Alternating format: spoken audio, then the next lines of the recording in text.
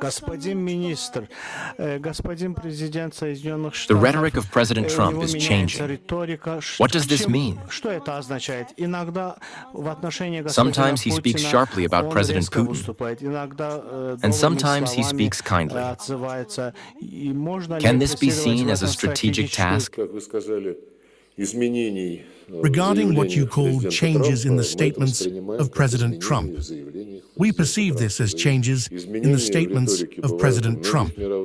Changes in rhetoric happen to many world leaders.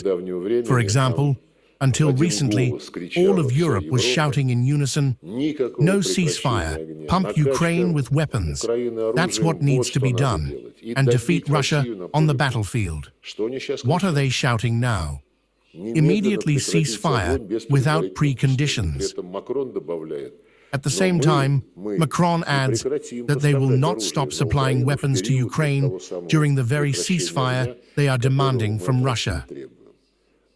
That's the whole rhetoric for you. President Trump is a man who wants results.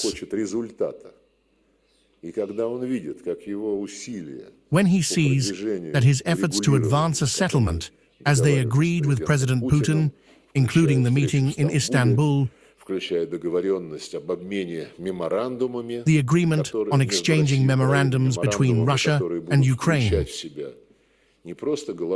which would contain not just baseless demands as a cover for continuing an aggressive anti-Russian policy, but specific components of resolving the problem with an eye toward eliminating its root causes.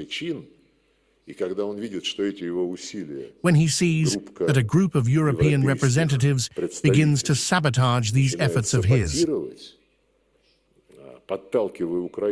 pushing Ukraine into completely reckless actions, including drone attacks on Moscow, our other cities, and attacks on the helicopter of the President of the Russian Federation. Of course, certain emotions may arise in him.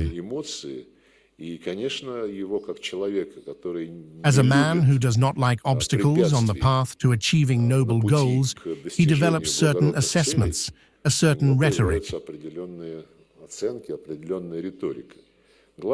The main thing here is not to focus on the rhetoric, but to ensure that Europe stops sabotaging the movement toward peace,